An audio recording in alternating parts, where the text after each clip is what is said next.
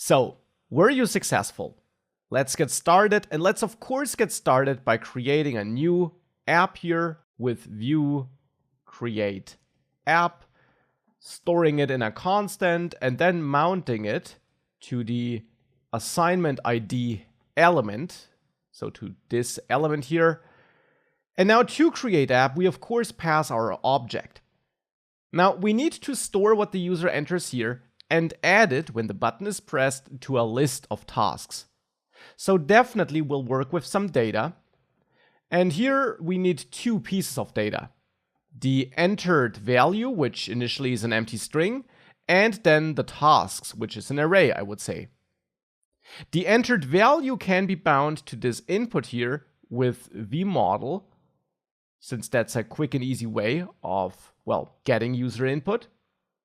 And the button here, of course, needs a click event, so that we can do something when the button is clicked. And when it's clicked, of course, I want to trigger a method. So let's add methods to our view app.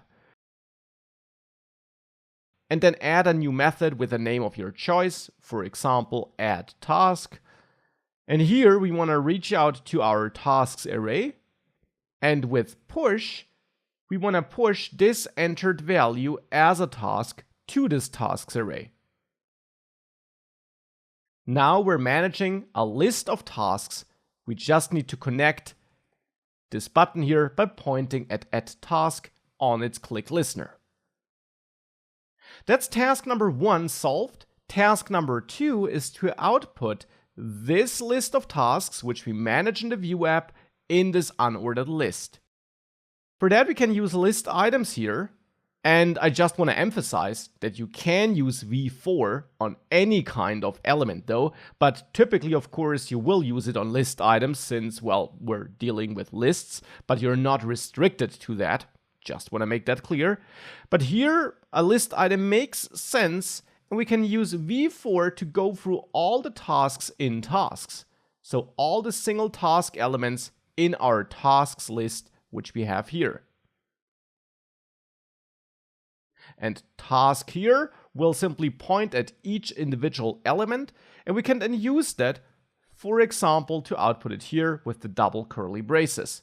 Since task will be a simple string, since we're just pushing this string here, we can just output it like this.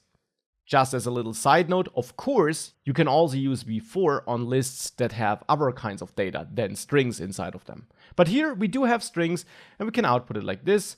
And hence, if we save everything and reload, and I add my tasks here, like finish the assignment, I can click add task, and here it is. Learn view might be another task I have, and that all works. Now, as a little bonus, and something you might want to consider always doing, you could add such a key, as I explained. It's technically not required, and for this simple list, you won't really get a benefit by using it, but to ensure that you don't forget it in situations where it does matter, you might want to get used to always adding a key. So here we can then bind a key to task, for example, and use the task text as a unique identification criteria for every task. Of course, if we use the same task text more than once, this technically is not a good key, but we can ignore this here since it's just a dummy example. And also, just to emphasize this, you could also omit the entire key here. For this simple list, it's not needed. We also don't have any input here, which input we could lose. But still, to get used to it, I'm going to add the key here. With that, however, if I reload, it's still going to work as before. Task number 3 now is related to the conditional rendering. We want to make sure that when this button is pressed, we can hide and show the list. So for that, we'll need more data, which we manage. We'll need a data property that allows us to switch between showing and hiding the list. Something like task list is visible. The name is up to you, but this name should be pretty self-explanatory. Initially, let's say it's true. Initially, we want to show the task list on the screen.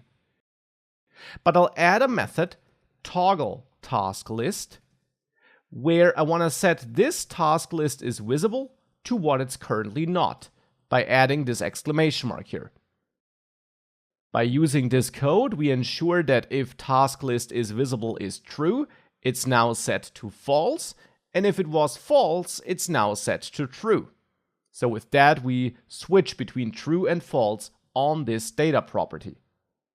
Now we can point at toggle task list on this button here by adding a click listener again with add click and pointing at toggle task list. Well, and now with that, we got this task list is visible property. So we can utilize this to show or hide this unordered list. And we can use vif or vshow here. And I'm going to go for vif since it's the more important one, but you could also argue that vshow makes more sense here since we're going to change this a lot.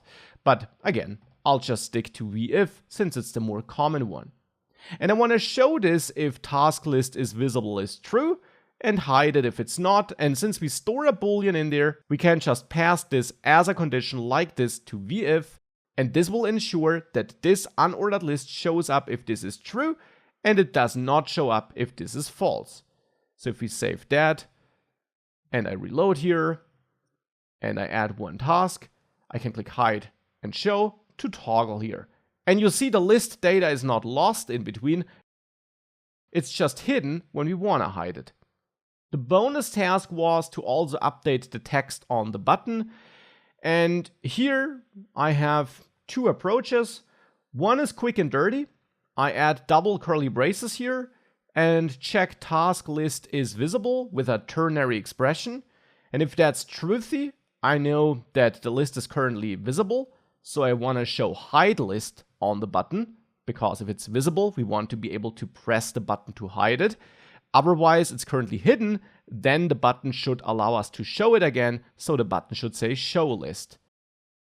And if we do that, you see I can add an item, click hide list, and it's gone, click show list, and it's back. This is one way of doing it, the quick and dirty one. But as I also mentioned before in the course, it is a good idea to move complex logic out of the HTML code into our JavaScript code. So we can also cut this, go back to our Vue app here, and add a computed property for that. Because that's one of the scenarios where a computed property makes a lot of sense. And there we could have our button caption and return the result of checking this task list is visible and say hide list here or show list here. So simply return either that or that. And then in the HTML code, just remove this entirely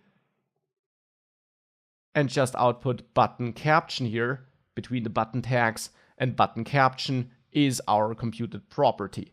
So now we outsource that, and therefore you see this still works, but now with a computed property. That was just a bonus, but of course it's also something you already learned about, so it is a nice extra challenge. And that's the assignment solved, and that's in general vif, vshow, and v4. A couple of very important directives that help you with rendering conditional and list content.